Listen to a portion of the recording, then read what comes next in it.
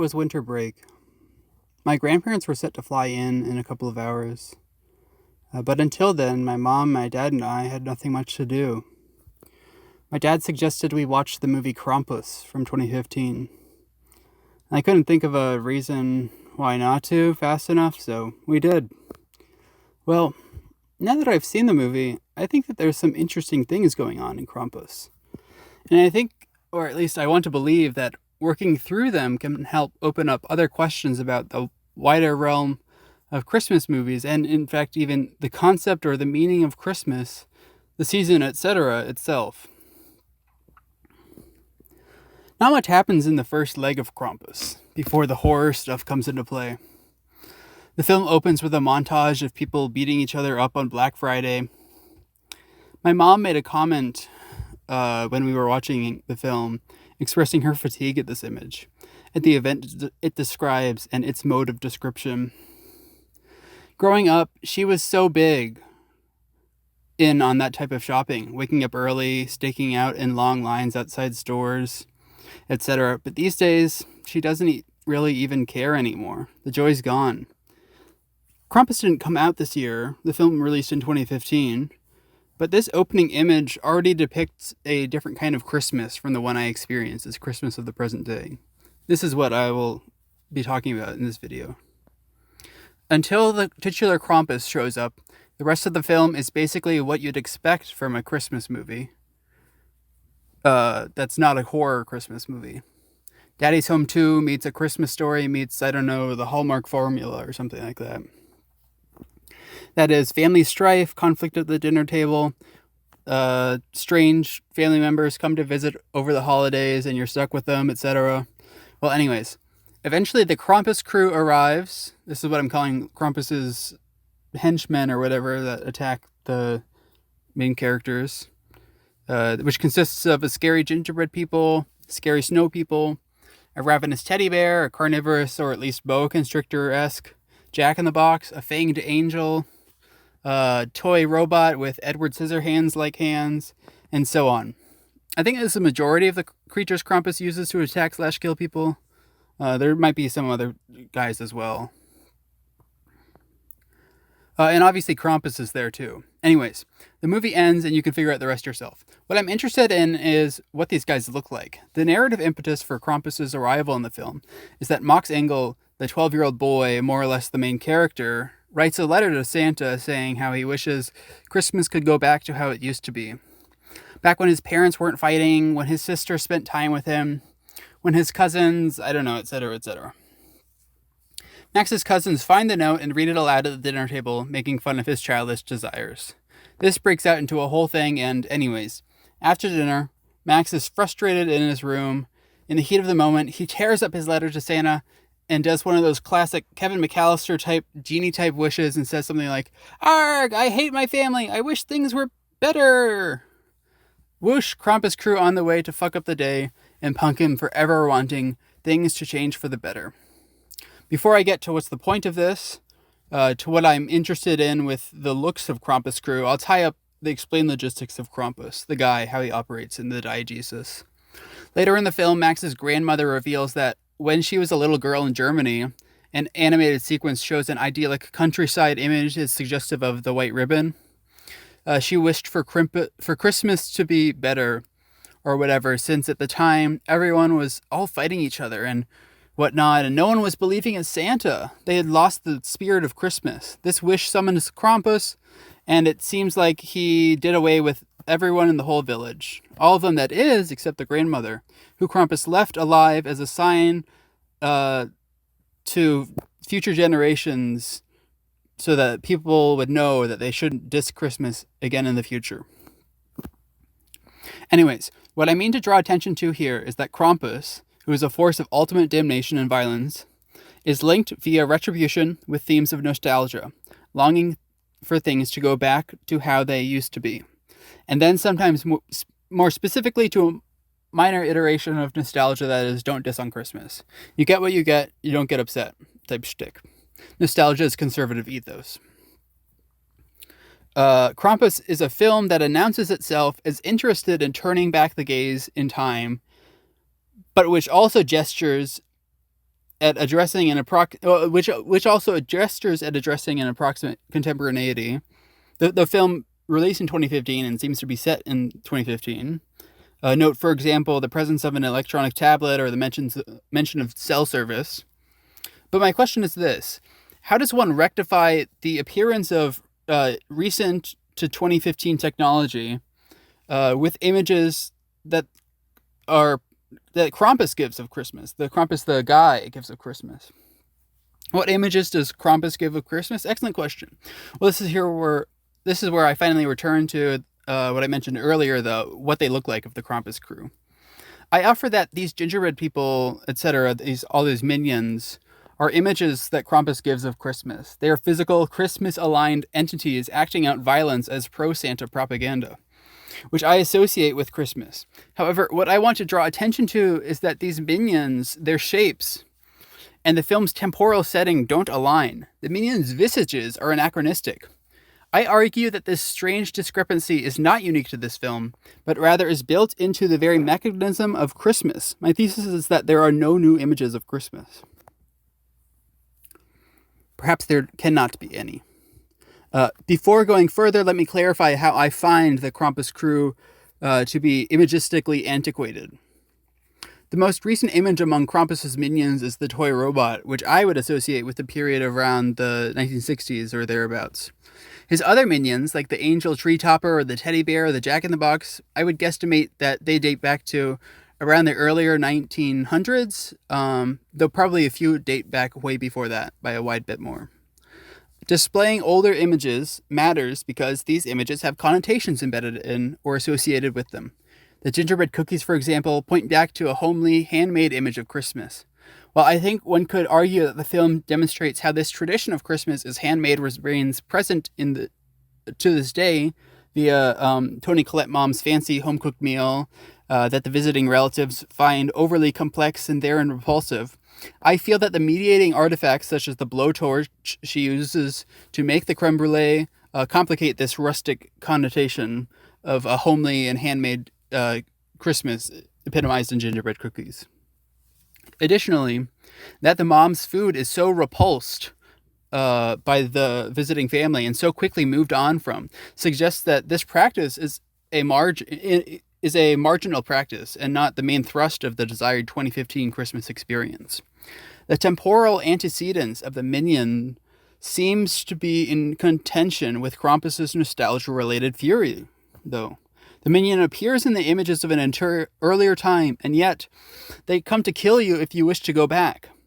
How then does one name these images without inciting Krampus's wrath? I suppose the answer is just don't desire the images, smiley face. But then the mechanics and existence of Krampus suggests that the desire for them is a phenomenon that walks outside of time. Motivated by the strange void, that I observe as present in the movie Krampus, I move to questions about the wider subject of Christmas itself. Krampus's imagistic temporal discrepancy is not unique to the film. Well, the whole nostalgia being bad and sending you to damnation thing is, but that's besides the point. At least of the movies and media and images I'm aware of, it seems like there aren't images of Christmas that reflect a Christmas of the contemporaneous present day, especially not the present day as it exists for me when I write this.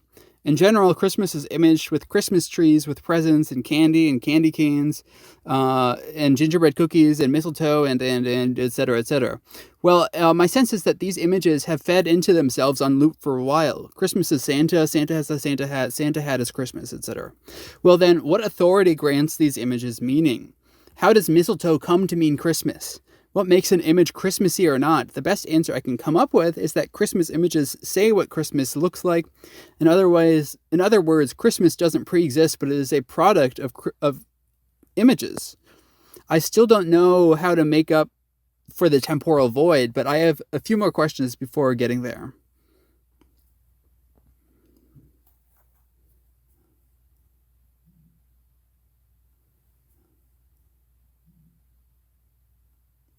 My point in this is not just to observe a trend in Christmas images as voided. I believe that's a recurrent and endemic element of Christmas images, yes, but images out of time don't inherently produce or detract from meaning. Rather, as with Krampus and its gesture of nostalgia which brings violence, I believe that image voids necessitate or bring with them certain implications. It matters that Christmas has changed while the images remain the same. Christmas images continue depicting snowscapes and Santa Clauses, elves make toys in cute factories, and there's no place like home for the holidays.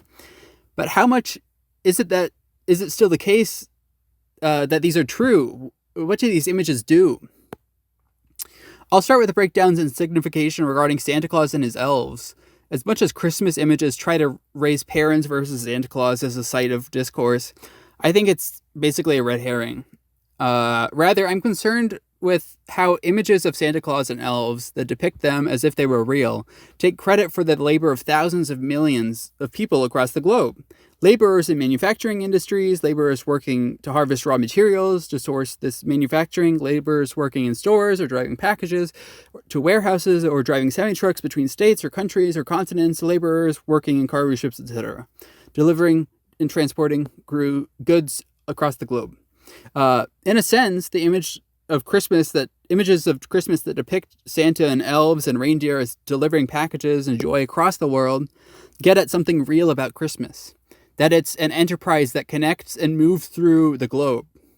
Instead of a quick and easy and jolly sleigh ride that circles the world all in one day, however, the rhythm that Santa is traditionally imaged as operating within, the forms of global movement that propel Christmases in the world that I live in pulse with the rhythm of a complex and interlocking system of capillaries, intersecting with and then holding as hostages the lives of thousands to millions across the globe. Santa and his elves are anachronistic in that they metaphorically signify a process of industrialized, yet still handmade and handcrafted labor, a level above shoe cobbling but below Temu factories, which is no longer the predominant mode of production, if it ever was, in the world that I live in. The anachronism of Krampus's opening Black Friday image folds into this same pattern of breakdown and signification. While Krampus the movie's Black Friday images speak to the truths and realities of one archetype of Christmas as it existed at one point in time, space, in my opinion, most Christmases on both a global and American scale no longer resemble this image. Even though Christmas images once heralded Black Friday as one of these pinnacles of American Christmas consumerist culture, these images are now immured and wash ashore like water soaked into the desert.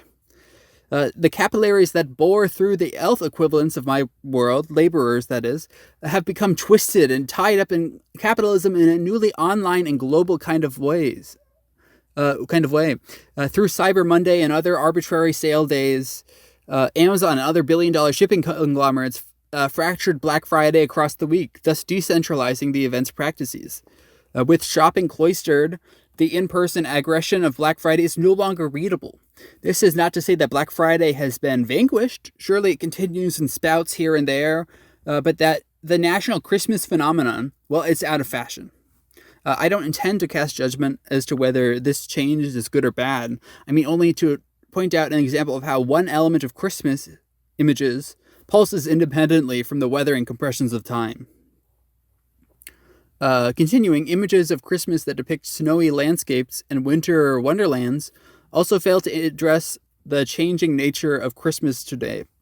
Simply put, climate change and global catastrophe, the rising dangers and violences that come therein hand in hand,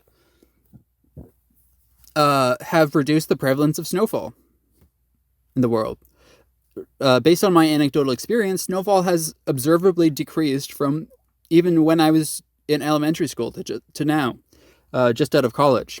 This is to the extent that I don't remember having seen snow at Christmas for at least the last 6 years, probably more. Continuing to image Christmas with snow images, images which are either exist in a shrinking number of places in the world I live in, or which exist predominantly in the receding past. Continuing to do this... Wait.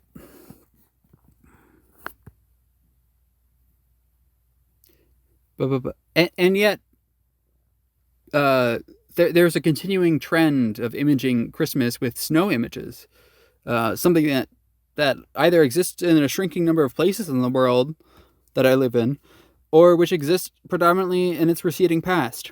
If snow truly goes away, shouldn't Christmas images adapt to reflect that? Or has the image of white Christmas just been a Trojan horse for racial fantasies all along? Maybe these are not mutually exclusive. However, even before the snow went away or goes away or recedes further, images of Christmas as snowscape only ever reflected a minority of Christmas experiences around the world. See the lame Christmas song, Do They Know It's Christmas? And the line about, ew, there's no snow in Africa this year. If Christmas relates to snow and Christmas is a global phenomenon, if Christmas images discourse Santa traveling the world all in one night, then images of Christmas inherently suggest that non-snowy places don't exist. Well, okay, that's not necessarily true. This probably buys into the dominance logic of Christmas and its rhetoric, that it ought to or is the global default. Indeed, it is not, and has mostly never been. The second way of taking this, however, which maybe plays into the auto-mythology of Christmas to a lesser extent, would be to observe that Christmas relates to niceness and happiness and family and other such positive emotions. If Christmas is imaged with snow, then syllogistically, this suggests that non-snowy places might not have the same access to niceness and family and happiness and these kinds of warm emotions. What does it mean for Africans, people living in Africa, that they have no snow, a characteristic element of Christmas? I suggest that Christmas images can be read as implying that people living in Africa syllogistically lack cheer and spirit and morality, and as are characterized by the holiday. Maybe no one thinks this way. Okay, sure. I'm mainly trying to indicate that these connotations can be drawn from Christmas rhetoric and such system of Christmas images. However, are these syllogisms even strong enough?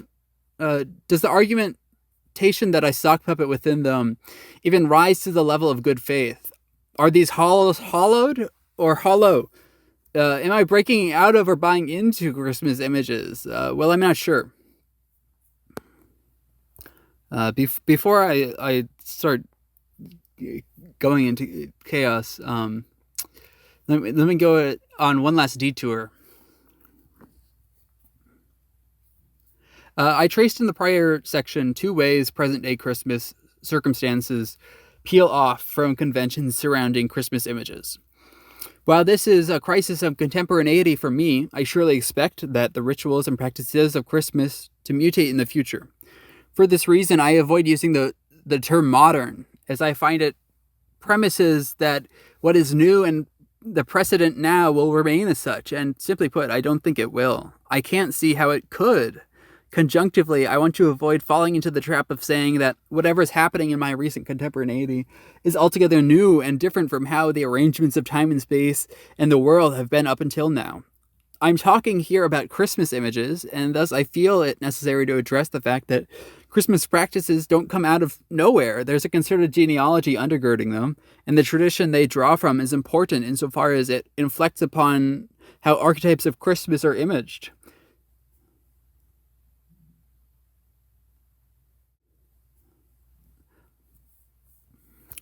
To make effort seem effortless, surely that's not so unique. Or a discourse in freefall.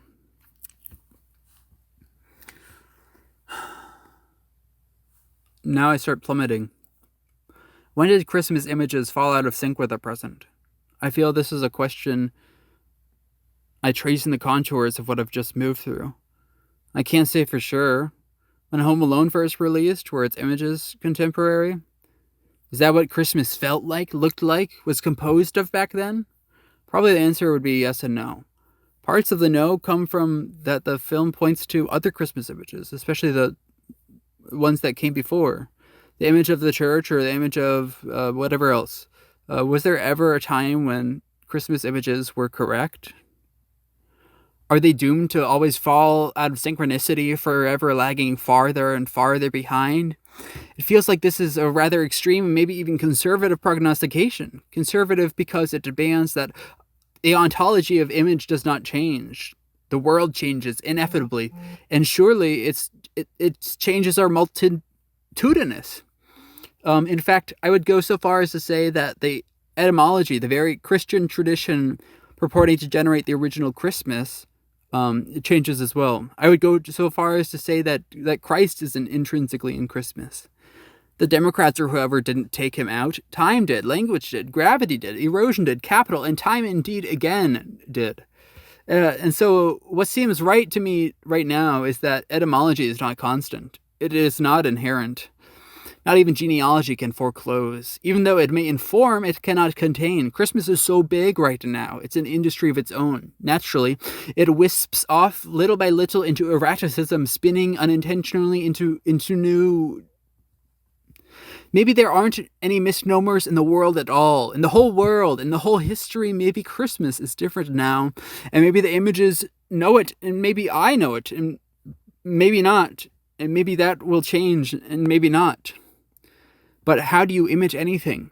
How do you image things in movies? What even is Christmas? It's an idea, one historically inseparable from its images. Jesus in the manger, the Epiphany, etc., etc. Showing images on screen can only speak to part of it, of anything. Queerness, this is an idea. How do you show an idea? Thus enters the modernist novel in all its waffling diatribes. If Christmas is the 25th of December, then how do you image it outside of this time frame? And how do you make it comprehensible outside of this time frame? Such a prohibition, however, to this time frame is clearly conservative by nature, and thus media must fabricate and must invent. It must pretend as if today were Christmas, as if this is what Christmas looked like. But then, what are we pretending to be? What are we aiming for? What is even out there? The archetypal image returns, the macro and the micro, the time-rending and the eternal. Is there Christmas without Krampus? What is the way forward? To show labor and exploitation? How much is enough? There's clearly more than labor, though, embedded in Christmas. There are social practices, too. Maybe this is what Hallmark-esque Christmas images speak to. Then what even are the limits to Christmas iconography? Still further, it must be okay to have images that don't resemble what they're trying to depict. Images are always obscuring, always symbolic, hence media studies' affinity for semiotics, the study of signs. What does Christmas look like? Question. Answer. What Christmas images depict it as? People watch Christmas movies at Christmas to formulate what Christmas is, what it looks like, what it feels like. Christmas then must be that which calls itself Christmas. Hence why Brazil is not so much a Christmas movie, even though it takes place at Christmas. People do not so often watch it at Christmas. Perhaps this gets at what motivates the is Die Hard a Christmas movie and other such taxonomic debates. Maybe Christmas movies could one day stop being Christmassy. Jingle Bells isn't so Christmassy these days, and I think it was originally a Thanksgiving-ish tune. In the present day, Jingle Bells, Batman Smells maybe holds greater cultural cachet overall. The association of Santa and Christmas and the contract of belief, how are we to navigate that? Blind faith? Is this trust? Is this a matter of these things? How does the labor of Christmas industry produced? How does this matter? People hired as mall Santas, people hired to decorate malls, etc. I would think that this labor is not sustainable. This is the definition of seasonal labor, after all. But still, how does it matter? How should this be taken into consideration?